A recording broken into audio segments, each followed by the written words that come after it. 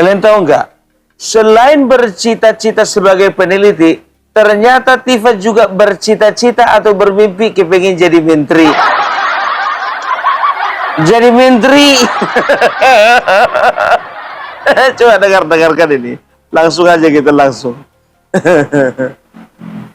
Menteri ini masalahnya kalau saya diangkat jadi menteri ini repot ini. Oh iya. Pasti orang-orang ini tuh nggak tahu gitu loh. Kita tuh siapa, berhadapan dengan siapa. Iya, iya. Dengar sendiri tadi, kalau saya diangkat jadi menteri ini, bisa repot ini.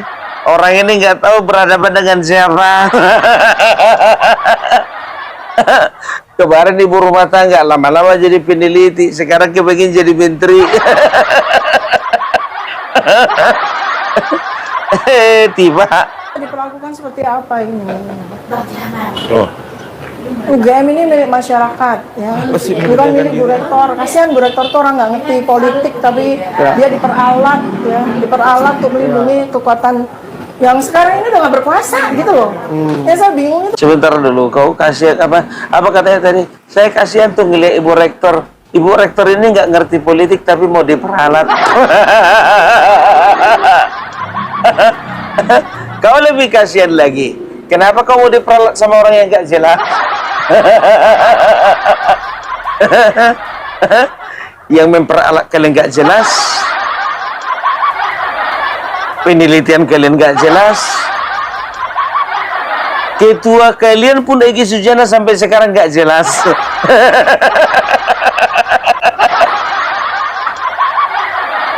Ini ceritanya mereka ini diusir dari UGM. Kalau nggak salah ini cerita waktu lagi pengen apa namanya konferensi pers peluncuran bukunya si Rismon. Bayangkan. Presidennya udah ganti, rektornya masih takut sama presiden lama, itu kan aneh banget. Ada apa dengan UGM? Apa ada yang disembunyikan dari UGM, dari rektorat UGM sekarang yang kita perlu tahu? Makanya kita bisa lihat situasi di sini. Mengapa sangat defense, mengapa sangat ketakutan? Sekarang itu kan nggak tahu apa yang dikerjakan dengan rektorat. Apa yang mereka sembunyikan? Pak, jangan ketawa-ketawa lah, Kenapa Pak. mereka Kami kan takut? datang ke sini serius. Pak, jangan ketawa-ketawa lah Pak. Kami kan datang ke sini serius. Siapa masyarakat di Indonesia ini yang nggak ketawa ngeliat kau Rismon? Gimana pun serius-seriusnya mukamu itu tetapnya ketawa orang yang lihat. Pak, jangan ketawa-ketawa lah Pak ngeliat kami Pak, kami serius. Tingkah laku kalian itu yang membuat orang ketawa. Betul. Ya, tingkah laku kalian yang nggak masuk akal, kadang-kadang kayak anak-anak, kadang-kadang kayak orang gila. Masih untung, ya masih untung kau cuma diketawai. Kalau misalnya dibilang orang gila, orang gila, orang gila, hah? Lebih sakit mana?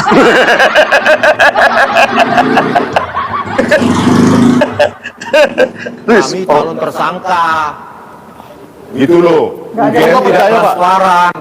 Jangan dianggap ini. Nggak ada masalah, Untuk- Pak. Jangan ketawa loh Pak. Kami serius ini Pak. Kami calon tersangka.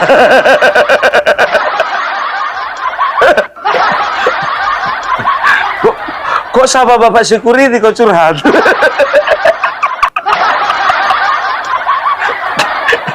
Udah gak ada lagi tempat curhat orang itu kan. Pergi orang itu ke MA nggak bisa. Pergi orang itu ke DPD curhat nggak didengarkan. Pergi orang itu ke apa namanya ke Kompolnas juga nggak bisa. Pergi orang itu ke Komnas HAM kemarin dicuekin. Pak, Bapak kok tutup mata Pak? Bapak nggak tahu Pak berapa lapis itu Pak? 9 pasal Pak. Kalau dikumpul-kumpul itu Pak, ada yang 6 tahun, ada yang 12 tahun Pak, ada yang 8 tahun Pak. Kalau kumpul-kumpul itu Pak, 30 tahun itu Pak. Curhat si Rismon kemarin itu di Komnas HAM ya kan. Udah bingung dia mau kemana ke curhat dia kan. Sekarang curhat dia ke security. Inilah alasan kenapa orang ketawa ngeliat kalian. sebelum ditetapkan jadi tersangka muncul kali itu panjang kali.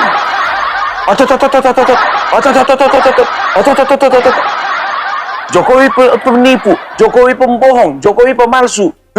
Jokowi ternyata selama ini sudah membohongi rakyat. Begitu ditetapkan calon tersangka dan kata-kata Pak, kami calon tersangka. Pak, republik ini loh. Nggak ada masalah kita calon Ih, tersangka. jangan ketawa-ketawa lah, seolah-olah ini masalah sepele. Masalahnya bukan soal kita. UGM Iya. ini hancur sehancur-hancurnya gara-gara rektorat. UGM ini hancur sehancur-hancurnya gara-gara rektorat. Kalau nggak gara-gara kalian, nggak hancur UGM. Makanya mereka berbuat demikian, menolak perilisan buku bukunya si Rismond itu di UGM itu dalam rangka untuk langkah-langkah penyelamatan. Coba bayangkan kalian, kalau sempat model Rismond ya yang stegil, tahu kalian? Stegil, setengah gila. Ya dalam tanda kutip lah setengah gila. Ini kan tingkah laku kalau nekat kayak gini kan memang betul-betul tingkah laku orang gila. Ya, aku bukan sedang dalam rangka mengejek, tapi tingkah lakunya, tindakan-tindakannya ini tindakan-tindakan gila gitu, di luar nalar semua. Kan begitu. Ya, coba kalau dibiarkan orang kayak Rismond, ya, mau bikin buku, rilis di UGM, ya, nanti orang-orang gila lainnya ikut-ikutan rilis buku di UGM. Nanti semua ngaku-ngaku peneliti. Bambang Tri nanti mengaku peneliti. Sugi Nur nanti ngaku-ngaku peneliti. Ya kan? Semua orang ngaku peneliti nanti rilis buku di UGM. Kan capek itu sekuritu mati-matikan lampu terus.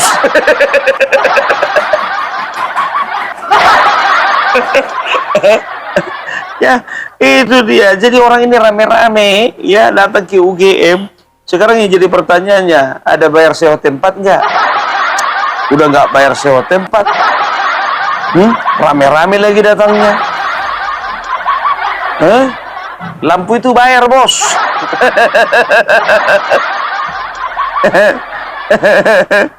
Aduh. Dan lucunya lagi, biar tahu kalian, ya, katanya ini, ya, katanya yang mematikan itu oknum pendukung Jokowi. Kalian itu bukan lagi di Solo, kalian itu bukan di rumah Bapak Jokowi, kalian itu di UGM. Nggak ada urusan. UGM itu steril. Ya, UGM itu tempat steril, tempat pendidikan, bukan tempat politik. Ya, coba dengar ini. Salah seorang yang ngakunya anggota BIN, salah seorang yang katanya orang orang intelijen, ya, mengatakan bahwasanya ini adalah ulahnya pendukung Jokowi. Dengarkan ini. Kan ini yang Nah, siapa? jelas, ini adalah kubu Jokowi. Ini udah fitnah itu. Kubu Jokowi. Ya, Kubu Jokowi saya maksudnya. dong kubu Jokowi. Saya aja nggak kenal rektor, gimana? Halo Pak Rektor, matikan lampu. Analisa Bapak itu terlalu cetek. Ini Pak. lebih konyol lagi. Terlalu cetek. Kalau nelpon UGM, pertanyaan yang terlalu menyudutkan. ini lebih konyol lagi saya kalau tidak- nelpon rektor dengan Saya tidak Pak menyudutkan Rektor. Anda. Rektornya seorang ibu-ibu. Bapak bawa Rektornya nama ibu-ibu ditelepon, halo Pak Bekas Rektor. Ini Bin. konyol Bapak banget. begitu. Siapa? Jokowi. Siapa yang bilang bekas bin? Dia yang bilang bekas bin. Saya nggak pernah bilang. Loh, Saya pernah bin? Nggak bilang. Bapak, tadi Bapak bilang. Kapan? Tadi Bapak bilang saya bekas bin. Apa yang ngomong? Bukan, ini yang ngomong. Kolonel Purnawirawan pernah tugas di BIN, Pak. Saya bukan begini loh. Nggak apa-apa, Pak, tugas di bin, kan? Aiman mengatakan saya bekas bin. Saya masyarakat biasa, Pak. Oh iya, sekarang. Anda salah kalau ngomong begitu. Pasal 2. Kok gini ya kualitas Purnawirawan ya? Setahu kok kualitas Purnawirawan itu kayak Bapak Presiden Prabowo, Luhut bin Sarpanjaitan, hebat gitu loh. Ya, Pak Kolonel. Bapak diketahui Pak sama junior Bapak itu. Loh, siapa yang bilang? Nah, kan dia yang bilang. Bapak Kolonel yang terhormat, Kalau bukan bapak yang ngaku-ngaku kemarin di salah satu podcast bapak itu bekas orang BIN, ya, gak akan pernah ada orang menyebut bapak BIN, anggota BIN. Ya kan bapak sendiri kan. Apa katanya tadi? Ini udah jelas pekerjaan kubu Jokowi. Dikit-dikit Jokowi lagi disalahkan. Udah jelas-jelas kejadiannya itu di UGM, kan begitu. Ya, yang kalian pertanyakan itu, ya kan, kenapa UGM menolak kalian untuk rilis buku di UGM, kan begitu. Nah, tuduhannya, kalau misalnya UGM menolak, maka mereka melakukan sabotase, memutus listrik, mematikan AC. Kalian tuduh, ini ternyata adalah UGM. UGM ternyata merupakan sebuah organisasi pendidikan yang tidak menghargai kami. Itu baru masuk akal, Pak. Ini bapak kubu Jokowi. Emang ada projo ke situ? Ada Jokobane di situ waktu itu? Nggak kurang kerjaan Pak kubu Jokowi telepon-telepon UGM. Nanti kalau misalnya datang orang itu matikan lampunya ya.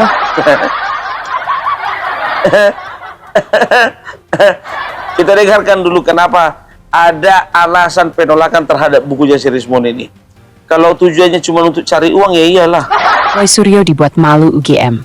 Pihak UGM ogah terlibat hal politis. Tolak fasilitasi launching buku Jokowi's White Paper. Universitas Gadjah Mada atau UGM akhirnya buka suara soal batalnya peluncuran buku Jokowi's White Paper karya Roy Suryo, Dr. Tifa, dan Rism Sianipar. Awalnya acara ini dijadwalkan digelar di Ruang Nusantara University Club Hotel UGM, Senin 18 Agustus 2025. Namun tiba-tiba dibatalkan oleh pihak kampus. Roy Suryo dan kawan-kawan pun terpaksa memindahkan lokasi launching ke sebuah kafe yang masih berada di sekitar UC Hotel. Juru bicara UGM, Imade Andi Arsana, menjelaskan ada dua alasan utama penolakan tersebut: prosedural dan politis. UGM menegaskan pihaknya tidak ingin terlibat dalam isu politis yang menyangkut dugaan ijazah Presiden Jokowi palsu, karena tidak berkaitan langsung dengan universitas. Selain itu, panitia dinilai tidak transparan sejak awal. Informasi pemesanan tempat disebut berbeda dengan rencana acara yang sebenarnya. UGM khawatir kegiatan tersebut justru memicu kegaduhan yang tidak perlu.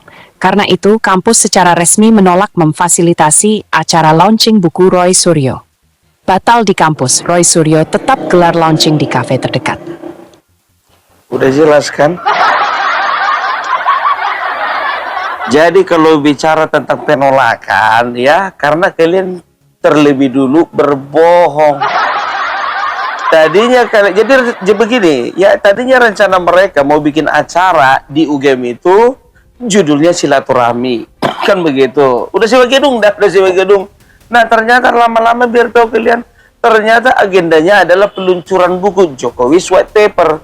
Nah, panitia menemukan sebuah penipuan. Ini kan penipuan namanya. Ya, di awal acaranya, acara silaturahmi, ternyata isinya peluncuran buku, kan begitu. Nah, oleh kata acara berbeda dengan registrasi, makanya dibatalkanlah, kan begitu ya. Makanya mereka itu pindah ke kafe terdekat. Nah, sekarang begini, kalian tuduh Bapak Jokowi berbohong, sementara kalian untuk acara sekecil ini pun berbohong. Bohong kalian. Ternyata aku kira bukunya si Rizmon ini. Rupanya ini adalah buku hasil kerjasama Rizmon, Tifa, dan Roy Suryo. Pantaslah 500 halaman. Berapa? 500 halaman, ya kan? Kurasa si Rizmon pun juga nggak sanggup bikin buku 500 halaman. Makanya perlu dikeroyok rame-rame buku itu. Biar kelihatan, wow, 500 halaman. Dan begitu, harganya juga nggak tanggung-tanggung buat 500.000. Laku nggak ya? Mereka yang tulis, mereka yang produksi, mereka yang beli, mereka juga yang baca. Orang kalau nulis buku, ya, itu biasanya yang pertama itu, ya, membangun sebuah rasa keingintahuan, kan begitu. Makanya orang baca buku, ya kan. Misalnya, ya, kiat menjadi orang sukses. Kan orang kan kepengen tahu kan begitu kan. Oh, ternyata ada resep-resepnya. Dibeli buku itu kan begitu. Jadi ide-ide, gagasan-gagasan kan begitu. Mungkin juga ada tutorial. Makanya itu yang dituangkan orang dalam sebuah buku, dan buku itu menimbulkan rasa penasaran kepada orang lain sehingga orang lain tertarik untuk membaca kan begitu. Nah sekarang begini, aku bilang sama kalian, sudah bisa dikatakan 68% nggak percaya orang dengan yang apa namanya ijazah Bapak Jokowi ini palsu. Bisa dikatakan percaya ya. Ya bisa 68%, hampir 70% kan begitu. Sekarang yang keluar-keluarkan kalian. Kan begitu. Ya paling juga yang baca itu dari golongan kalian. Dilihat dari judulnya aja nggak bikin orang penasaran, nggak? Kayak kami ini nggak tertarik baca buku itu karena tahu kami isinya fitnah semua. Kan itu yang kalian rangkum selama ini kan? Skripsi, ijazah, KPU. Kan begitu kan, ya apa namanya hasil daripada karangan kalian, karangan kepala kalian aja kan begitu, nggak ada manfaatnya sama orang, kan bisa dikatakan ya orang kalau beli buku itu kan harus ada manfaatnya. Ini udah habis uang awak 500.000, bukannya ada manfaatnya dan menambah dosa, untuk apa dibeli? Ya. Nih, ini pernyataan gamblang nih dari Bapak juru bicara ya. Kita lihat nih, apa Nadia nih tanggapan soal pembatalan. Biar jangan salah kaprah kalian. Jamada. Selamat sore rekan-rekan media, saya Imadi Andiarsana, juru bicara Universitas Gajah Mada. Saya akan menyampaikan siaran pers UGM terkait pembatalan acara di UC Hotel UGM tanggal 18 Agustus 2025. Berikut adalah 10 poin siaran kami. 1. UGM membenarkan bahwa UC Hotel UGM tidak memfasilitasi kegiatan yang diklaim bertajuk Konferensi Pers Tokoh Nasional Hadiah Kemerdekaan RI ke-80 yang sedianya dilaksanakan tanggal 18 Agustus 2025 pukul 14 hingga 17 waktu Indonesia Barat. 2. UGM memiliki 2 alasan untuk mengambil keputusan ini, yaitu alasan yang bersifat 1. Prosedural, 2. Politis. UGM memahami bahwa kegiatan ini bernuansa politis yang terkait erat dengan isu yang melibatkan Bapak Joko Widodo. UGM tidak melibatkan diri dalam isu tersebut karena tidak terkait dengan UGM secara langsung. 3. Secara prosedural, proses perencanaan acara Konferensi Pers Tokoh Nasional Hadiah Kemerdekaan RI ke-80 yang akan dilaksanakan di UC Hotel UGM tidak sesuai dengan kaedah yang berlaku di unit usaha UGM sebagai lembaga pendidikan. 4. Saya akan sampaikan kronologi pemesanan kepada UC Hotel adalah sebagai berikut. A. Pada tanggal 17 Agustus 2025 pukul 13.25 WIB, seseorang yang mengaku bernama Aida menghubungi bagian pemasaran UC Hotel dan melakukan pemesanan ruang pertemuan untuk sebuah kegiatan. B. Disampaikan oleh Aida bahwa kegiatan yang dimaksud adalah, saya kutip, Konferensi Pers Tokoh Nasional Hadiah Kemerdekaan RI ke-80. C. Pihak UC Hotel merespon secara profesional dengan melakukan tanya jawab terkait dengan kebutuhan ruangan dan rincian kegiatan. Berdasarkan data yang diberikan oleh Aida, pihak UC UGM juga menyampaikan harga dan prosedur pembayaran. E. Di dalam perencanaan tersebut, pihak UC UGM menanyakan rincian kegiatan untuk memastikan dan untuk mengambil keputusan profesional. F. Aida menjawab bahwa acaranya adalah, saya kutip ini, pertemuan kecil untuk membahas acara besar yang mau diadakan di Jogja. Lebih lanjut ditambahkan bahwa, saya kutip lagi, panitia temu kangen silaturahmi tokoh Jogja mau rapat kecil persiapan acara hari ulang tahun kemerdekaan. G. Aida juga menambahkan bahwa sebelum acara, ketua panitia yang bernama Pak Bangun, mungkin maksudnya Bangun Sutoto, akan datang ke UC Hotel bersama pihak UGM. Pihak UGM yang dimaksud dikatakan adalah keamanan internal UGM, saya kutip ini. H. Hingga siaran pers ini dibuat, Pak Bangun Sutoto dan keamanan internal UGM tidak pernah datang ke UC Hotel untuk melakukan komunikasi atau konfirmasi lebih lanjut.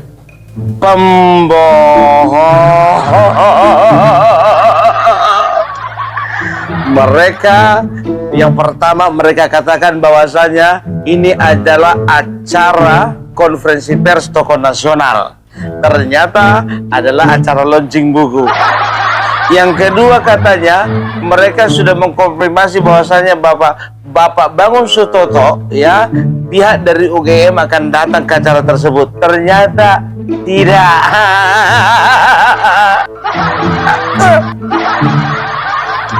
Bang, bohong kau, kurang ajar.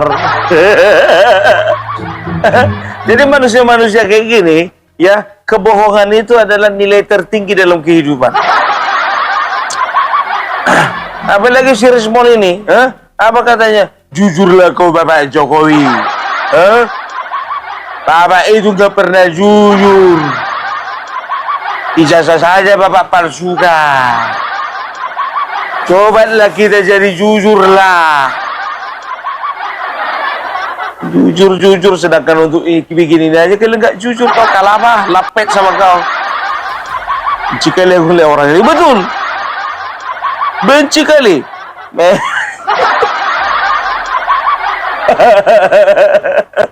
Nah, ternyata biar tahu kalian, ya, sekarang itu siapa namanya, Egy Sujana, ya, bersama dengan Rosuryo, ternyata begini. Kurang tahu aku, ya, apakah ini memang keadaan sebenarnya, apakah mereka sedang bersandiwara, ya. Kalau memang ini memang situasi sebenarnya, ya, alhamdulillah ternyata Egy Sujana disadarkan. Disadarkan istrinya. Udahlah Pak, nggak ada untungnya kau bela-bela orang itu. Udahlah biar jalan aja sendiri orang itu, kau jalan sendiri. Tapi kayak mana ini mah? Aku yang nyuruh orang itu laporkan.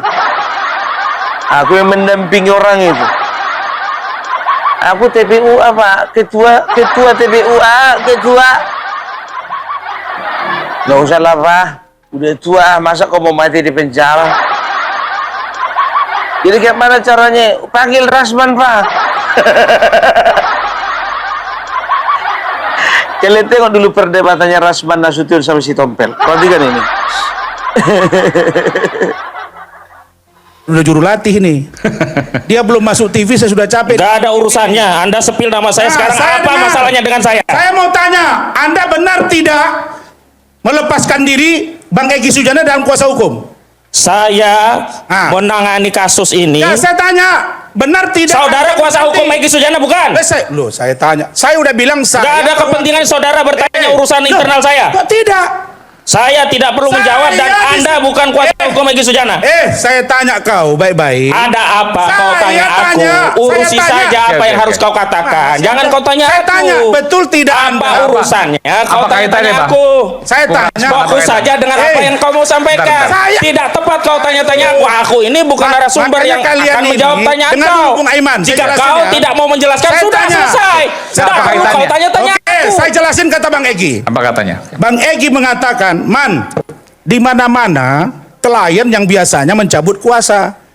Tapi terhadap saya, Ahmad Khozinuddin malah mencabut kuasa, saya nggak ikut dibela. Nah, saya mau katakan begini. Bukankah poin besar dari Roy Suryo dan kawan-kawan ini adalah ijazah Pak Jokowi yang diduga palsu? Oke?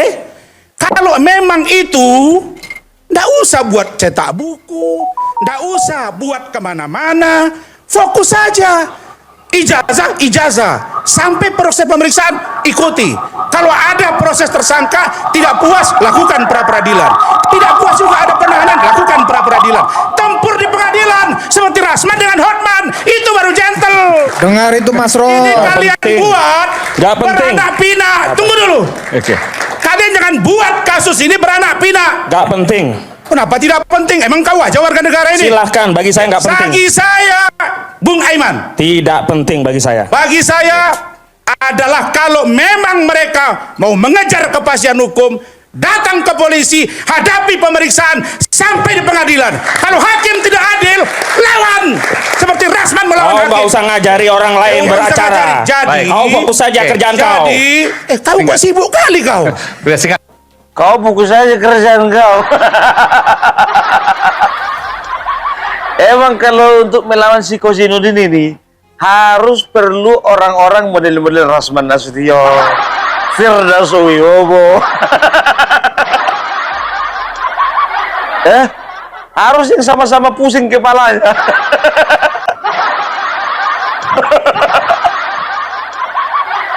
Nggak cocok memang kalau misalnya Hotman Paris, Hotman Paris Hutapea ya, ngelawan Ahmad Konstitusi nggak cocok. Nggak cocok gitu, memang harus yang sama-sama pusing.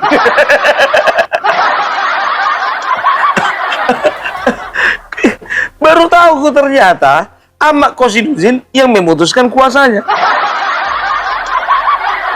Kita ralat ya teman-teman ya, ternyata bukan Egy Sujana yang meninggalkan Roy Suryo. Ternyata Roy Suryo meninggalkan Egy Sujana.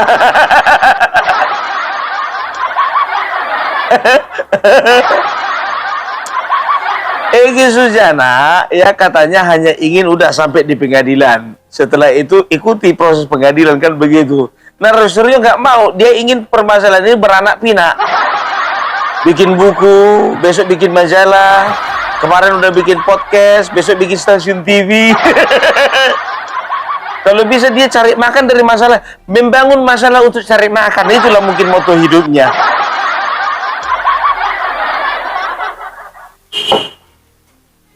Tunggu dulu. Apa kata si Rasman tadi? Hah? Kau belum masuk TV, aku udah masuk TV mondar-mandir. Dan tahu enggak kalian, jujur aja gue bilang, perkelahian ini ternyata panjang. Kalian tengok lihat dulu ini ya, nyampe naik ke pentas si Rasman, perhatikan ini. Egy Sujana tidak dia malu terbongkar. Tidak ada jujur, aduh tidak jujur. Tidaklah jujur kau. Agama, aduh malu saya lo. Malu kau. Ini orang benar-benar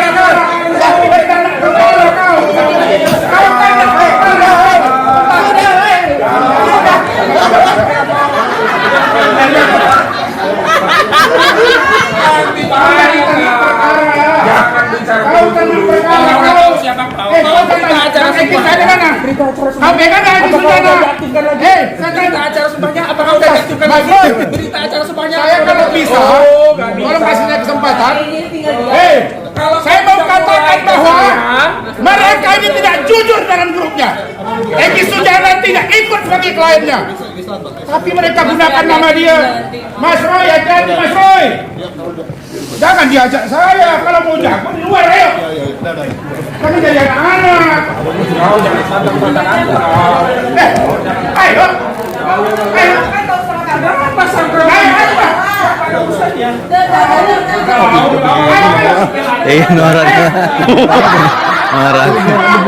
Iya. Ini bukan dialog lagi, nggak sehat. Kalau orang-orang ini kok boleh sama gua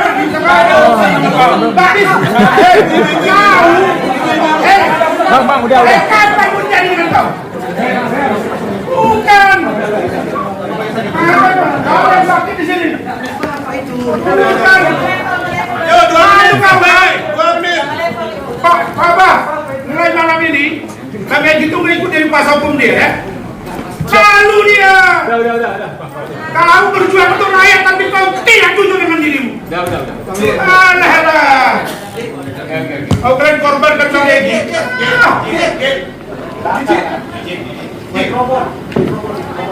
Give us over kau. Minum dulu.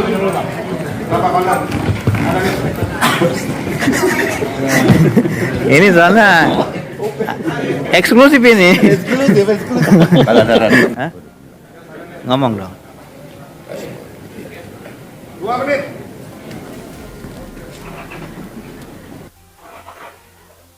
Jangan dilawan bang, nggak lepel-labang itu. Mak, main lepel-lepel orang ini bang. Sama kau jadi nggak lepel-labang itu bang Rasman. Aku mikir udah kayak mana rupanya levelnya si Rasman ini.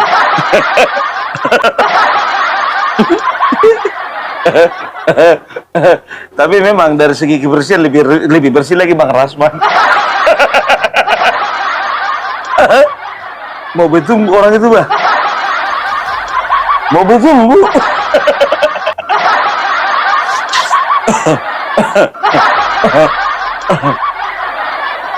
Ya kan? Yang satu orang Krip Jaya, yang satu lagi orang TPU. Ex-HTI lagi. Udah mati akalku balik orang ini, Pak. Dibilang Siti, Pak, katanya itu, jangan main-main telunjuk itu hanya milik Allah.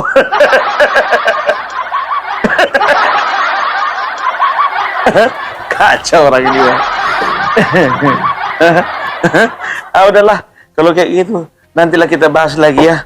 Terima kasih untuk kalian semuanya yang sudah mendengarkan Opung Parbelak. Jadi Opung Parbelak sekarang masih ada di Jakarta, ya.